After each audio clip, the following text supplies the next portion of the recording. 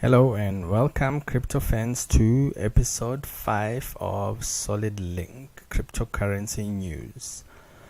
Today we've got a couple of interesting articles for you, plus some educational material on smart contracts and your private keys. Two separate topics, but yeah, let's get into it. First up, we have what exactly is a smart contract, and here we're just going to try and explain it to you in a way that you can understand. Essentially, a smart contract is a piece of code, and the best way to describe it is to compare it to a vending machine, whereby if you put some money in and the price is right, you get what you ordered. So this is a publicly viewable code, and from that code you can see what will happen when X and Y happen and the resulting outcome. It actually avoids the middleman and also is straightforward, and there's no issues around ambiguities when it comes to conflict resolution. On this page that I found on BlockGeeks, they've got some nice details on it and a nice example at the bottom where it shows basically if you were to rent an apartment from me or someone, whereby everything would be enforced on the smart contract. So if I give you the keys, you need to deposit the crypto, and then the digital key will be sent to you, and then you would be able to access the room or apartment, and the coins will be sent to me. Should I send the key earlier, the key won't be released to you until you pay the correct fee, and at which point the key will be sent to you and the crypto sent to me. And it would work vice versa also. Should you send the coins earlier, I will only get the crypto once I send the key for that month. So this is a high level view of what a smart contract is. Essentially, as I said, it's a piece of code with if this then that, and it's used to normally a contract between two or more parties, and it executes itself, and also is publicly viewable and everybody can see it on the blockchain. One of the most complex smart contracts recently was the failed DOA, which got hacked just purely because there was so many lines of code and there was a bug in it. Since then, the smart contracts have been simpler, but obviously as things grow they will get more complex again, and potential bugs. Of course it's public, and it opens you up to fraud. This summary I found at BlockGeeks, so head on over to blockgeeks.com if you're interested. I've got quite a few other good articles. I'm sure I'll be referencing them again in future. Moving on, the 6 things Bitcoin users should know about private keys. This is actually not just Bitcoin users, it should be any cryptocurrency users needs to understand private keys and how they fit into the whole landscape. Point number 1. Bitcoin is a secure message system. Although Bitcoin is the best known as a payment system, underneath it all runs a secure messaging system built on the internet. Instead of relying on blab text and all these web pages, it uses its own network, and the messages called transactions are actually the value transfer, and they are digitally signed using private keys. So point number 1, a private key is just a number. Essentially, a private key is an integer between 1 and about 10 to the power of 77. That's a really huge number. I can't fathom it. I just trying to think about it. Yeah, I would even try to put it on the screen, but I'm sure the computer will also just show 10 to the power of 77 just because of how long it is. So because private keys contain so many digits, when expressed as a decimal number, an alternative format called wallet import format has been devised. This format begins with 5 and contains a sequence of letters and numbers. For example, here's a private key represented in WIF format. This is a Bitcoin private key, and thus it begins with a 5. Different currencies will have slightly different private keys, but the concept is still the same. Number 2, transactions are messages signed with a private key. I've already said this before. As a transfer of value, transactions are essentially just a message saying I am sending 1 token or half a token from me to you, and by signing it with my private key, everybody then can confirm that. Confirmation is used using the public key. We'll get to that shortly. Just now, anyone who knows your private key can steal your funds. This is really critical. So if you are in control of your private keys, you need to make sure they are secure. I would personally not recommend keeping them on your PC constantly, especially if you are a long-term holder, whereby your strategy is to buy and hold. Rather, keep them off the PC that you use daily, purely to avoid the chance of you being hacked or a virus, and or even ransom demand. Ransomware will lock up your PC. Now you will have to pay because there's so much money at stake that you risk losing. Another point is to always back up your private key. I would recommend personally at least 2 backups, possibly one of them being in paper format if possible. But regardless, I would recommend 2 backups in 2 separate locations. Moving forward. To counter this threat, software wallets offer an option to encrypt the wallet file. Any attacker gains access to your wallet file will then need to decrypt it. The difficulty of doing this depends on the quality of encryption and the strength of the password being used. Wallet files can be encrypted on many software wallets by adding a password. So if you are one of those people who uses crypto daily, then I would recommend encrypting your wallet file as detailed here, and by making sure that you at least have a password. This still is not the solution. You still need to back up your private keys, because a crash or anything else, you are in deep trouble. Number 4, addresses are derived from public keys, which are themselves derived from private keys. So essentially, in Bitcoin world, you can generate a multitude of addresses, and those addresses are derived from your public key, which in turn is derived from your private key. So by association, essentially, immediately people can know that this address belongs to that public key, and they can verify your transaction easier purely by that relationship.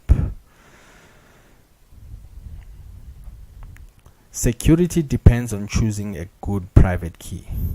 This cannot be stressed enough. When you are creating your initial private keys, depending on the system, you have options of letters and text and words and whatever you need to do to generate the private key. Do this consciously. Don't just go and type in the same word over and over, or something simple. I would recommend getting a random word generator and maybe even running it 2 or 3 times if you have to use words, and use bits and pieces of each run, not even one complete run, because even the random word generators are not that random. Moving forward, private keys are somewhat portable. Yes, purely because you can move them around, and you can back them up to paper wallets. Now there's the Ledger S Nano and stuff, and you can essentially put your keys on there, and whenever you need to do transactions, plug in your Ledger Nano and Bob's your uncle. So in summary, that's the key points of your private keys. For me, the highlights is back up your private keys, 1. 2, make sure you encrypt them if they're constantly on your PC. And thirdly, when creating them originally, make sure the words or the phrases or numbers you use are really random and not possibly easy to guess. Don't use your name, surname, and your address, that kind of stuff. Most importantly though, back up your private keys. Moving on to news. Russia prosecutor's office summons Burger King for issuing cryptocurrency. As highlighted earlier in one of the episodes, I think people need to be aware of the differences between a cryptocurrency and a digital currency. Essentially, a cryptocurrency is not centralized. A digital currency can be centralized. So all these central banks and even previously loyalty programs, frequent flyer miles, all those could be seen as digital currencies, as they are issued by one central entity who regulates the supply and demand and the laws around issuing these currencies. So for me, this should not even be going to even a court, because Burger King is not issuing a cryptocurrency. They're issuing digital currency, which has been done before, as I've given examples of loyalty programs, frequent flyer miles, and even the buy one get one free, or whatever, visit 10 times and you'll get one free visit. All those can be seen as digital currencies if they were issued to you in a digital format to keep track like that. So we'll see how this story pans out, but for me it holds no substance, as Burger King is not issuing a cryptocurrency. They are issuing a digital currency, and it'll take a while before people understand what the difference is. As a highlight, although this Whopper coin was issued on the Waves blockchain, I still feel it's not a cryptocurrency, as they control the issuing and the release of it. So we'll see how this continues. Moving forward, US government sues over alleged Bitcoin Ponzi scheme. This is the story of Martin Shkreli, who's been imprisoned and most likely has been found guilty, and will most likely do some time for running a Ponzi scheme in which he claimed to have some algorithm which would trade Bitcoin and make profit for you and then reimburse. This reminds me of another BitConnect. Anyone? I'm not saying it's a Ponzi scheme, but personally it's got all the signs, and only time will tell. I'm not convinced. I have not personally invested in BitConnect. We will see how things go on. Back to Martin. Martin actually has made headlines before for all the wrong reasons, as he was the guy behind the price increase, I think a year or two ago, of one of the HIV drugs, which was working very well for some HIV positive people. And then he went on to hike the price from around about $5-6 to about $750. 100 times increase. Maybe he's spending too much time in the crypto world. 100 times increase. Anyway, this is actually very, very serious karma, as now things have come back to haunt him.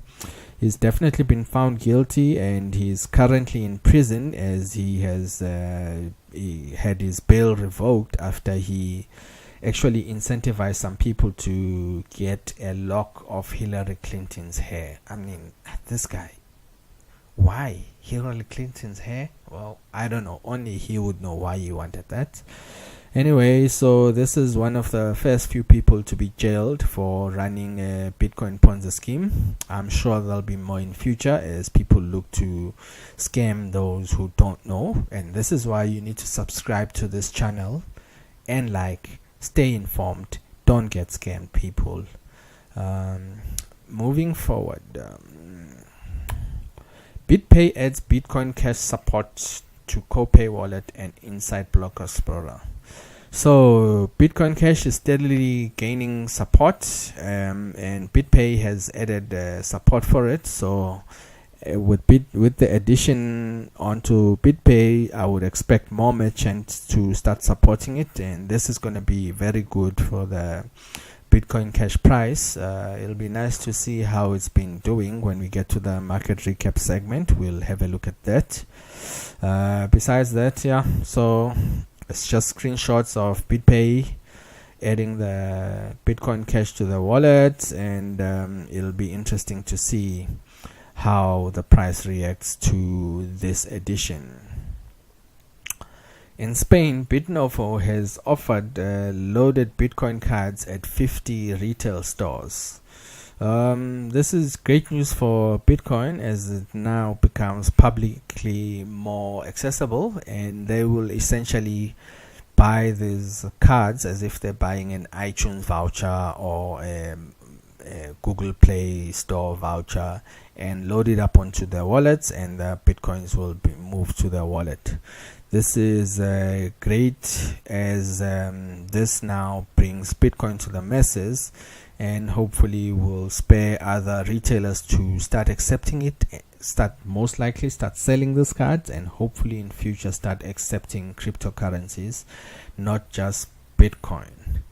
As you can see, here is a depiction of what the voucher looks like, a 250 euro voucher, and you can buy without a registration process, which is wonderful, as this simplifies a lot of things. The gift card format is ideal to give as a gift and to initiate your relatives or friends into exciting world of cryptocurrencies, Bitnovo states. This is a look of how it looks right there alongside Apple iStore vouchers and Netflix vouchers. I reckon this is a great move, and hopefully Bitnovo sees some good return. Well done to them. An analysis has been recently conducted by some analysts, the article doesn't detail who claim that 65% of all transaction volume is actually going through a coin mixer. As you can see here, they claim that 31 million of ETH moved is just moved through a coin mixer onto other exchanges or onto other wallet platforms. It's not clear why this is happening and who is moving these funds. They don't give any details of the source addresses besides the showing the exchanges. I think it could be just the exchanges themselves moving money around, but I would have liked to see some details, some spreadsheets or data actually supporting this, showing the movement of funds. There are assumptions around why people are moving this fund is either to protect themselves so that it's not clear where and how they got it, or a mechanism to avoid US controls. So yeah, it doesn't say much, but yeah, interesting to see that they claim 65%, which is very high, actually just people moving funds around and mixing them. I would have thought maybe 20-30%, but yeah, we'll see. On to the market recap. Let's just refresh this page as it's a bit dated. Yeah, nothing much. Bitcoin Cash hasn't really responded to those news that it's been added to Bitpay. Interestingly, Bitcoin is still hovering around the 3,700, 3,500 to 4,000 range. As the China story still unfolds, we will see what happens. As you can see, Bitcoin's red, most of the other stuff is pretty much red. Nothing great in the top 25. Yeah, pretty much stagnant, as you can see. Be interesting to see if anyone has recovered. Let's see how everyone's performing over the last 7 days. Ethereum is a bit up, Bitcoin's a bit up, Dash is still strong. I must say I've been impressed by how the Dash resilience during this whole point of turmoil, yeah, it's shown to be a pretty strong currency. And yeah, besides that, nothing really great to talk about, and nothing is jumping out at you. I would expect another quiet week before we see a lot of activity in early October as the China deadline looms, and looms large. It's PM for Solid Link Cryptocurrency News, and it's been great to have you with me. Don't forget again, like, subscribe, stay informed, don't get scammed, keep your private keys secure. Peace.